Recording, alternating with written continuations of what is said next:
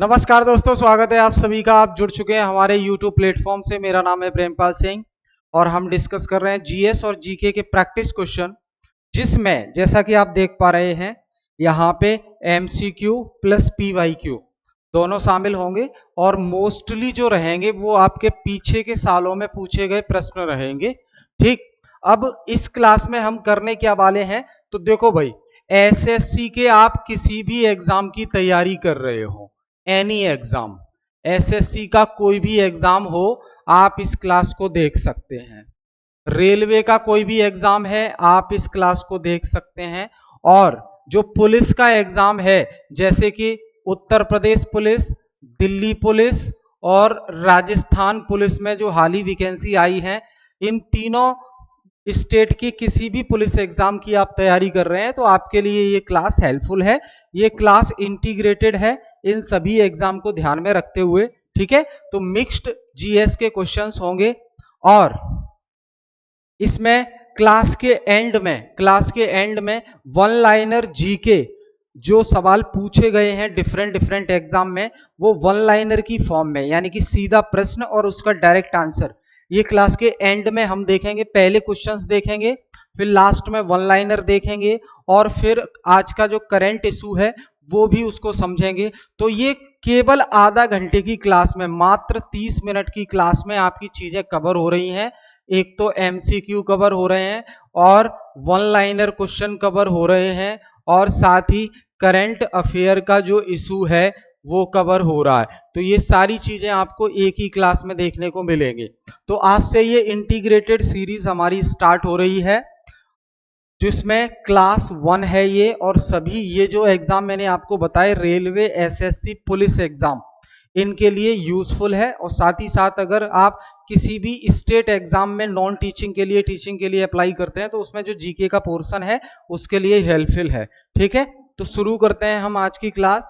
पहला प्रश्न आपके सामने है, क्वेश्चन दिखाई दे रहा है अच्छे से। पहला प्रश्न है, निम्नलिखित में से किस हड़प्पा नगर के नगर, दुर्ग और निचले शहरी क्षेत्रों में कई बड़े कुंड और जलाशय मिले हैं? निम्नलिखित में से, in the citadel and lower town. Citadel का मतलब होता है, आप देखिए ये जो बिल्डिंग है ये, तो ये जो ऊपर का हिस्सा है इसे बोलते हैं दुर्ग, सिटाइडल। ठीक है, दुर्ग। और ये जो लोअर पार्ट है ये, इसे बोलेंगे निचला स्तर। तो यहाँ पे नॉर्मल लोग रहते हैं, इस पे रूलिंग और प्रशासनिक लोग रहते हैं। हड़प्पा सिविलाइजेशन में हमें देखने को मिला है। आपसे पूछा यह गया है कि हड़प्पा सभ्यता की वो कौन सी साइट है जहां पर बड़े बड़े कुंड और जलाशय मिले हैं। हड़प्पा सभ्यता की वो कौन सी साइट है जहां पर बड़े बड़े कुंड और जलाशय मिले हैं? तो देखो भाई, धौलावीरा, धौलावीरा वो साइट है जहां पर बड़े बड़े कुंड और जलाशय देखने को मिलते हैं। ठीक है, बाकी मोहनजोदड़ो, बनावली और राखीगढ़ी हरियाणा, यहाँ पे ये चीजें देखने को नहीं मिली हैं। बड़े बड़े कुंड और जलाशय धौलावीरा में हमें देखने को मिले हैं। इसका एक्सप्लेनेशन देखिए। हड़प्पा सभ्यता के धौलावीरा नगर की जो जल प्रबंधन प्रणाली है, हड़प्पा सभ्यता का जो धौलावीरा नगर है उसकी जो वाटर मैनेजमेंट सिस्टम है, जल प्रबंधन प्रणाली है, वो बहुत ही खास है, एकदम अति विशिष्ट, बहुत ही खास है। तो ये जो मनहर और मंदसार नदियों पर डैम बनाकर जल संग्रह किया गया। यहाँ पे क्या हुआ था, डैम बनाया गया, कहाँ पे? मनहर नदी और मंदसार नदियों पर, मनहर नदी और मंदसार नदियों पर डैम बनाया गया और जल संग्रह, वाटर स्टोरेज का काम किया गया यहाँ पे धौलावीरा में। तो धौलावीरा में 16 से अधिक विशाल जलाशय के प्रूफ मिले हैं। धौलावीरा में वो प्रूफ मिले हैं जो बताते हैं कि यहाँ पर 16 से अधिक जलाशय थे। ठीक है, मोहनजोदड़ो जो नगर है वो बड़ी संख्या में कुओं की प्राप्ति हुई है। मोहनजोदड़ो में कुएं ज्यादा मिले हैं।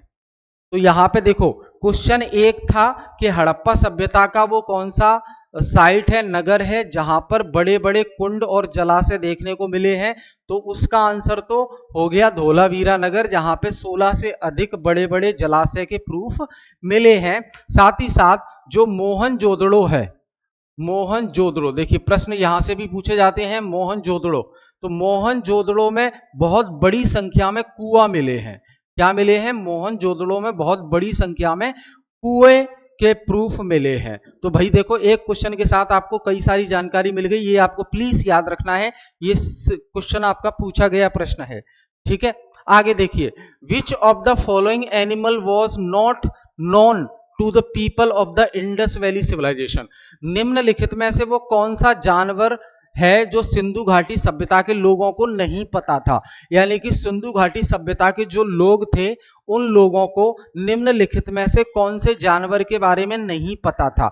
तो देखो भाई, वो बैल के बारे में भी जानते थे, घोड़ा के बारे में भी जानते थे, हाथी के बारे में भी जानते थे। तो फिलहाल इस प्रश्न में वो चीज नहीं दी है जो ये प्रश्न में पूछना चाह रहे हैं। प्रश्न में पूछ रहे हैं कि जो यहाँ के लोग थे सिंधु घाटी सभ्यता के, वो निम्नलिखित में से कौन से जानवर के बारे में नहीं जानते थे। तो जो सिंधु घाटी सभ्यता के लोग हैं वो बैल, घोड़ा, हाथी तीनों के बारे में जानते थे। तो आंसर क्या होगा? None of the above, none of the above. हालांकि जब ये प्रश्न एग्जाम में पूछा गया तो एग्जाम की आंसर की में क्या माना गया है? घोड़ा। एग्जाम की आंसर की में क्या माना गया है? घोड़ा। क्यों? सिंधु घाटी सभ्यता के लोग घोड़े के बारे में नहीं जानते थे, लेकिन ये गलत है, तीनों के बारे में वो जानते थे। तो उपयुक्त में से कोई नहीं, ये आंसर हो जाएगा, ठीक है। ये देखो आप, सिंधु घाटी सभ्यता के लोगों को बैल के बारे में भी पता था, घोड़ा के बारे में भी पता था, हाथी के बारे में भी पता था, ठीक। मोहनजोदड़ो से छोटे सींग और बिना कुबड़ वाले बैल की मूर्तियां मिली हैं। जो मोहनजोदड़ो नगर है वहां से छोटे सींग वाला बैल और बड़े कुबड़ वाला बैल की मूर्तियां मिली हैं। वृषभ के अतिरिक्त भैंस, बंदर, कुत्ते बड़ी संख्या में मिले हैं। सुरकोटड़ा एक साइट है, सुरकोटड़ा के अंतिम स्तर में घोड़े की अस्थियां मिली हैं वहां पे, और घोड़े की अस्थियां अन्य किसी हड़प्पा कालीन स्थल से नहीं मिली है। तो यहां ये इंपोर्टेंट प्रश्न हो जाता है आपका कि घोड़े की अस्थियां इंडस वैली सिविलाइजेशन, सिंधु घाटी सभ्यता के किस साइट से मिली है? तो सुरकोटड़ा साइट जो है सिंधु घाटी सभ्यता की, वहां से जो है घोड़े की अस्थियां मिली हैं, ठीक है। मेसोपोटामिया में प्रचलित बेलनाकार मुहर, पूरा हाथी दांत, हाथी का पूरा दांत, उसके भी साक्ष्य मिले हैं। इससे पता चलता है कि सिंधु घाटी सभ्यता के लोग सभी जानवरों से परिचित थे, सभी जानवरों से परिचित वो थे, ठीक, ध्यान रखेंगे। प्रश्न है अगला, which one of the following Harappan site is in Gujarat. निम्नलिखित में से वो कौन सी साइट है जो गुजरात में है? लोथल और देवारकोट और कालीबंगा, राखीगढ़ी। तो लोथल जो है वो गुजरात में साइट पाई जाती है। यहां देखो, ये जो हड़प्पा कालीन स्थल है लोथल, ये गुजरात में साबरमती और उसकी सहायक भोगवा नदी के बीच खंबात की खाड़ी में स्थित है। कहां पर है?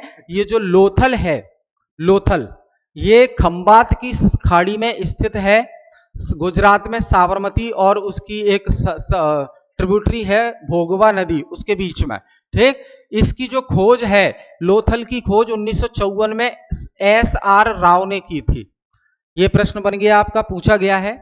लोथल में गोदीवाड़ा मिला है और अग्निकुंड मिला है, रंगाई कुंड मिला है, मनके बनाने के कारखाने, कॉइंस, और 3 युगमित समाधियों के साक्ष्य मिले हैं, ठीक है। वही कालीबंगा जो कि राजस्थान के गंगानगर में स्थित है, कालीबंगा जो राजस्थान के गंगानगर में स्थित है, उस जिसकी खोज अमलानंद घोष, ए घोष कहते हैं इसको, हम किताबों में पढ़ते हैं ए घोष, ए घोष, ठीक है। तो देखो, ए घोष ने किसकी खोज की है? इन्होंने खोज की है कालीबंगा, ब्लैक बेंगल्स, ठीक। और जो लोथल है, लोथल, इसकी खोज किसने की है? SR राव ने, ठीक है। और वहीं डाबरकोट जो कि बलूचिस्तान पाकिस्तान में है, इस स्थल की खोज जो है किसने की? अरेल स्टाइन ने। कौन सा है? डाबरकोट।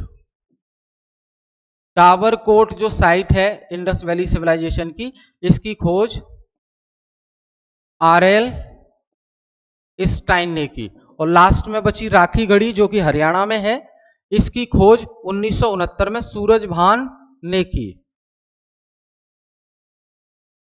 राखी गढ़ी, इसकी खोज सूरजभान। ठीक है, यह भारत का सबसे बड़ा सैंधल है, स्थल है। तो ये सारी इंफॉर्मेशन आपको याद रखनी है, पूछी गई है एग्जाम में। अगला प्रश्न है, सिंधु घाटी की सभ्यता के किस पुरास्थल से नाव के चित्र या मॉडल प्राप्त हुए? सिंधु घाटी की सभ्यता की वो कौन सी साइट है जहां से नाव के चित्र मिले हैं? बताओ भाई, बहुत इंपॉर्टेंट है। नाव के चित्र, नाव के चित्र कहां से मिले हैं? जल्दी से बता दो भाई, नाव के चित्र कहां से मिले हैं? सिंधु घाटी की सभ्यता की वो कौन सी पुरास्थल से नाव के चित्र या मॉडल प्राप्त हुए हैं? तो वो भाई मोहनजोदड़ो और लोथल है। मोहनजोदड़ो और लोथल में यहां पे आपको, क्योंकि लोथल तो गोदीबाड़ा ही है ना, तो नाव के चित्र वहां तो मिले ही हैं और मोहनजोदड़ो में भी मिले हैं।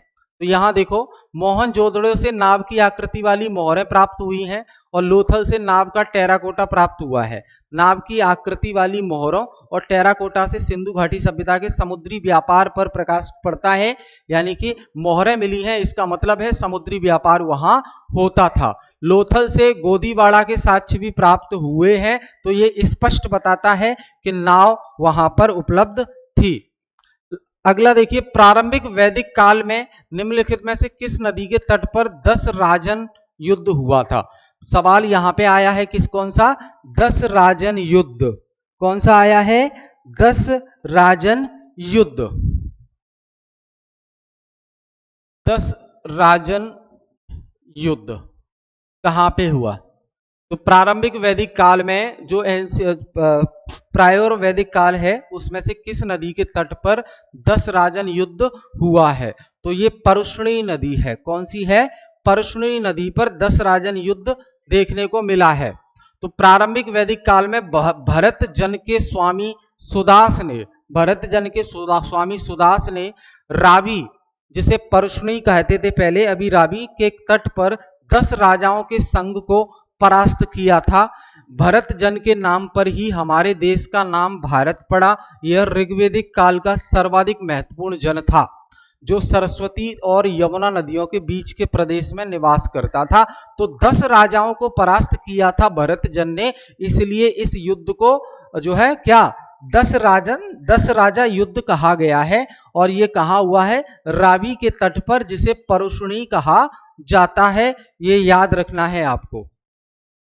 जीवक चिंतामणि, जीवक चिंतामणि किसके द्वारा लिखी गई है?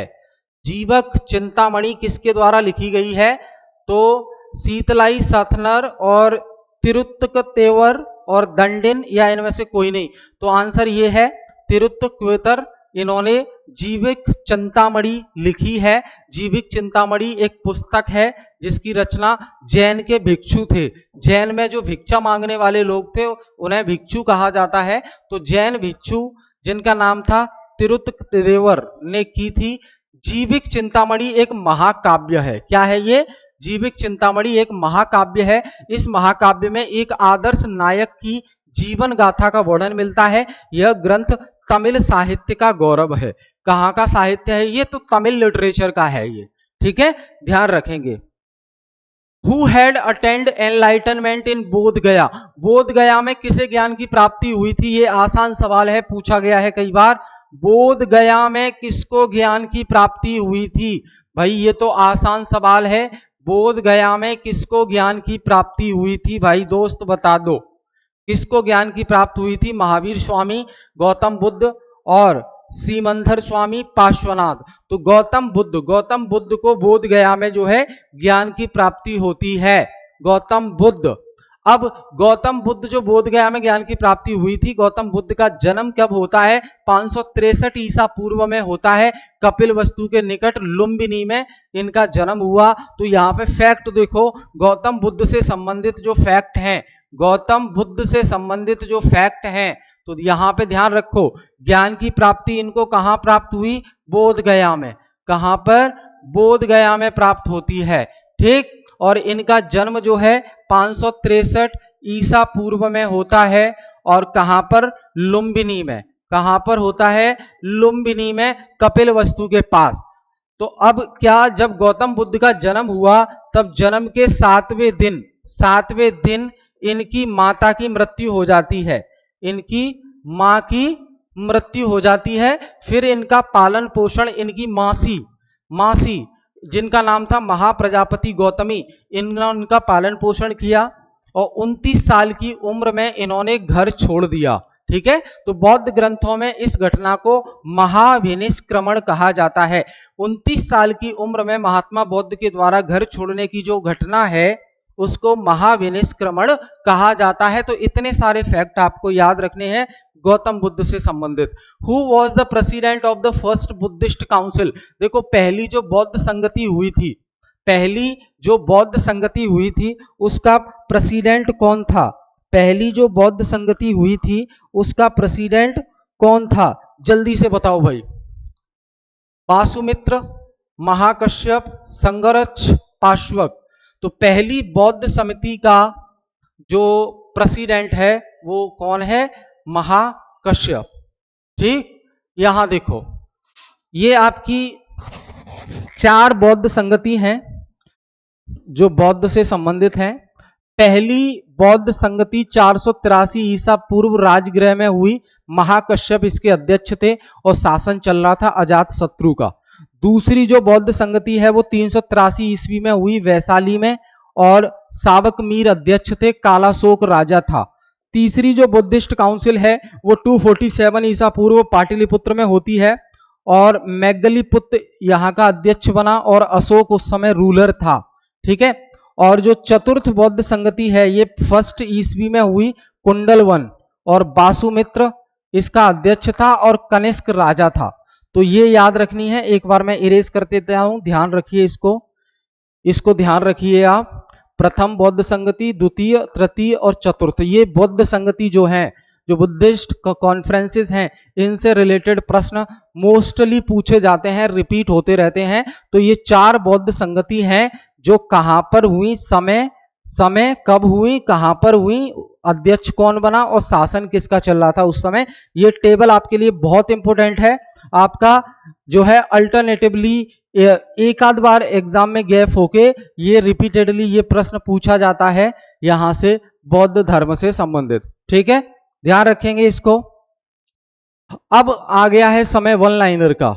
वन लाइनर जो आपके एग्जाम में पूछे गए हैं, मैं अपनी तरफ से नहीं बता रहा हूं आपको, एग्जाम में जो पूछे गए हैं। तो देखो भाई, ये है प्रश्न, ये है आंसर और ये कब कब एग्जाम में पूछे गए हैं, किस शिफ्ट में पूछे गए हैं, लिखा हुआ है। तो दुनिया का सबसे लंबा लिखित संविधान भारत का है, हम अच्छे से जानते हैं। अगर पूछा जाए सबसे पुराना संविधान किसका है तो वो अमेरिका का है, और पूछा जाए सबसे बड़ा लिखित संविधान कौन सा है तो वो भारत का है। भारत के स्वतंत्रता आंदोलन के दौरान चरमपंथी नेता के रूप में किसे जाना जाता है तो बाल गंगाधर तिलक को। चरमपंथी नेता के रूप में किसे जाना जाता है? बाल गंगाधर तिलक को जाना जाता है। ठीक है, लाला लाजपत राय का निवास स्थल क्या है? वो पंजाब है। लाला लाजपत राय कहां के रहने वाले थे? पंजाब के रहने वाले थे। ब्रिटिश भारत जो कि 1773 से 1911 में जो ब्रिटिश भारत था उसकी राजधानी क्या थी? कलकत्ता थी। ध्यान रखेंगे 1911 में ट्रांसफर हुई है राजधानी। 1773 से लेकर 1911 तक जो ब्रिटिश भारत था उसकी राजधानी कलकत्ता थी। 1971 के युद्ध के दौरान शहीद होने वाले सैनिकों की याद में अमर जवान ज्योति इंडिया गेट के पास जलती है। तो 1971 का युद्ध किसके बीच हुआ पता है आपको? पाकिस्तान। 1971 का जो युद्ध है पाकिस्तान और भारत होगा। ठीक, पाकिस्तान और भारत। भारत में किंग जॉर्ज पंचम और क्वीन मैरी के स्वागत के लिए 1911 में गेटवे ऑफ इंडिया बनवाया गया था। यह किस शैली में बना है गेटवे ऑफ इंडिया? तो इंडो सार्सेनिक शैली में। ध्यान रखना, जो भारत में किंग जॉर्ज पंचम आए थे और क्वीन मैरी के स्वागत के लिए 1911 में गेटवे ऑफ इंडिया बनवाया गया था, ये किस शैली में बना है? इंडो सार्सेनिक शैली में बना है। ये आपका आरआरबी के एग्जाम में पूछा गया सवाल है। दिल्ली में स्थित इंडिया गेट का डिजाइन किसने तैयार किया था? एडविन लुटियंस ने। दिल्ली में जो इंडिया गेट बना है उसका जो डिजाइन है वो किसने तैयार किया था? एडवन लुटियंस ने। इसलिए आपने सुना होगा लुटियंस दिल्ली बोलते हैं। कौन सा बोलते हैं? लुटियंस दिल्ली, क्योंकि इंडिया गेट का डिजाइन लुटियंस ने तैयार कराया था। वह वास्तुकार जिसने मुंबई स्थित गेटवे ऑफ इंडिया का डिजाइन किया था वो है जॉर्ज विटेड। ठीक। नई दिल्ली को देश की राजधानी बनाई गई कब? 1911 में, क्योंकि 1911 तक तो ब्रिटिश भारत की राजधानी कलकत्ता थी और 1911 में नई दिल्ली को भारत की राजधानी बनाया गया, यानी कि राजधानी शिफ्ट कर ली गई कलकत्ता से मुंबई। ठीक। अंग्रेजों द्वारा कलकत्ता में संगमरमर की एक विशाल इमारत का निर्माण कराया गया था जो ताजमहल की प्रतिकृति है। इस इमारत को क्या कहा जाता है? विक्टोरिया महल। मुंबई में कलकत्ता में अंग्रेजों के द्वारा एक ऐसी बिल्डिंग बनाई गई जो ताजमहल की तरह, उसे बोला है विक्टोरिया महल। ठीक। आरआरबी के एग्जाम में 2021 में पूछा गया है ये। भारत का वह स्थान जहां 0 मील का पत्थर, 0 माइल स्टोन देखा जा सकता है, जिसमें बलुआ पत्थर से बने 4 घोड़ों युक्त एक स्तंभ की आकृति बनी हुई है, तो वो नागपुर है। वो क्या है? नागपुर। नई दिल्ली में स्थित भारतीय संसद भवन की रचना को तैयार किसने किया था? नई दिल्ली में जो भारतीय संसद है, पुरानी वाली, अभी तो नया बन गया है, पुरानी वाली, तो उसका डिजाइन तैयार किसने किया था? सर एडवन लुटियन ने किया था और सर हर्बर्ट बेकर द्वारा किया गया था। ठीक है, ये भी लुटियन ने किया था। फोर्ट विलियम का निर्माण ईस्ट इंडिया कंपनी ने करवाया था कलकत्ता में। इस किले के निर्माण स्थल के लिए गोविंदपुर गांव को उजाड़ा गया था, यानी कि जो फोर्ट विलियम बना था कलकत्ता में, वो जिस जगह पे बना था वहां पे एक गांव था पहले, वो गांव कौन सा था? गोविंदपुर। तो गोविंदपुर पूरे गांव को उजाड़ दिया गया और वहां पे फोर्ट विलियम कलकत्ता बनवाया गया। राष्ट्रीय युद्ध स्मारक का निर्माण करने का प्रस्ताव, राष्ट्रीय युद्ध स्मारक का निर्माण करने का प्रस्ताव कहां पर है? नई दिल्ली में। ठीक। विक्टोरिया टर्मिनल, जिसे अब छत्रपति शिवाजी टर्मिनल स्टेशन कहा जाता है, इसका निर्माण किया गया था 1888 में। दिल्ली में संसद भवन का निर्माण 1921 से 1927 के बीच में किया गया। दिल्ली में जो संसद भवन बना उसका निर्माण 1921 से 27 के बीच में किया गया है। अगला सवाल देखिए आप, फटाफट से अगला सवाल देखिए। भारतीय सिविल सेवा में शामिल होने वाले पहले भारतीय सत्येंद्र नाथ टैगोर हैं। इंडिया का जो सिविल सर्विस था उसमें शामिल होने वाले पहले भारतीय व्यक्ति कौन है? सत्येंद्र नाथ टैगोर। ये आपका 2022 की दोनों शिफ्ट में पूछा गया है आरआरबी के एग्जाम में। ये करंट का इशू है रामसर कन्वेंशन को लेकर, इन्वायरमेंट इकोलॉजी है ना, पर्यावरण से संबंधित है रामसर कन्वेंशन। तो रामसर कन्वेंशन के महासचिव ने कहा है कि भारत में चीन की तुलना में अधिक संख्या में रामसर साइट है। तो रामसर कन्वेंशन के जो महासचिव हैं उन्होंने कहा है कि भारत में चीन की तुलना में ज्यादा रामसर साइट्स हैं, रामसर साइट्स हैं। भारत में वर्तमान में 89 रामसर साइट्स हैं, ये पर्यावरण इकोलॉजी से रिलेटेड है, जबकि चीन के पास 82 साइट्स हैं रामसर साइट्स। ठीक। रामसर कन्वेंशन के बारे में क्या डिटेल है? तो यह विविध देशों की सरकारों के बीच एक संधि है और यह संधि अर्धभूमि यानी कि वेटलैंड जिसे कहते हैं और उनके संसाधनों के संरक्षण एवं विवेकपूर्ण उपयोग के लिए फ्रेमवर्क प्रदान करती है। अपनाया कब गया इसे? तो इस कन्वेंशन को 1971 में ईरान के रामसर शहर में अपनाया गया था, इसलिए इसको रामसर कन्वेंशन कहा जाता है, क्योंकि जिस शहर में इसको अपनाया गया वो ईरान का था और उस शहर का नाम था रामसर। ठीक। यह 1975 में लागू हुआ था। भारत ने 1982 में इस कन्वेंशन की अभिपुष्टि की थी और पक्षकार थे संयुक्त राष्ट्र के लगभग 90% सदस्य इस कन्वेंशन के पक्ष में थे। और रामसर साइट सूची में शामिल हेतु मानदंड क्या है? तो किसी अर्धभूमि को रामसर स्थल घोषित करने के लिए कम से कम 9 मानदंडों में से एक को पूरा करना होता है। इन 9 मानदंडों में शामिल है नियमित रूप से 20,000 या अधिक जल पक्षियों को आश्रय प्रदान करना और जैव विविधता के संरक्षण में योगदान देना आदि। समझ रहे हैं? तो ये ध्यान रखना है आपको। एआई किरण ये नया इनिशिएटिव है भारत सरकार का। तो सरकार ने आर्टिफिशियल इंटेलिजेंसी में महिलाओं को सशक्त बनाने के लिए एक नई पहल स्टार्ट की है जिसका नाम है एआई किरण। उद्देश्य इसका है महिलाओं को इनोवेटर, चेंज मेकर और लीडर के रूप में उभरने में सहायता प्रदान करना। ठीक। और भारत सरकार के प्रधान वैज्ञानिक सलाहकार का कार्यालय इसका नेतृत्व करता है। और फोकस किस पे है? शिक्षा, स्वास्थ्य सेवा जैसे अहम क्षेत्रों में एआई में प्रगति को आगे बढ़ाने वाली 250 से अधिक महिलाओं के योगदान को उजागर करने पर केंद्रित है। किरण योजना के बारे में, तो किरण ये जो है योजना विज्ञान और प्रौद्योगिकी जो डिपार्टमेंट है उसके द्वारा शुरू किया गया है। उद्देश्य है विज्ञान और प्रौद्योगिकी के क्षेत्र में महिलाओं का समर्थन एवं सशक्तिकरण करके लैंगिक समानता को बढ़ावा देना। ठीक है भाई, तो ये हमने डिस्कस किए आज के प्रश्न। आई होप चीजें क्लियर हैं। हम फिर मिलेंगे नेक्स्ट क्लास में, तब तक देखते रहिए, चैनल से जुड़े रहिए। पसंद आए तो चैनल को सब्सक्राइब करें, वीडियो को लाइक करें और शेयर करें। अगर कोई फीडबैक है तो कमेंट बॉक्स में बताना बिल्कुल ना भूलें। बहुत बहुत धन्यवाद।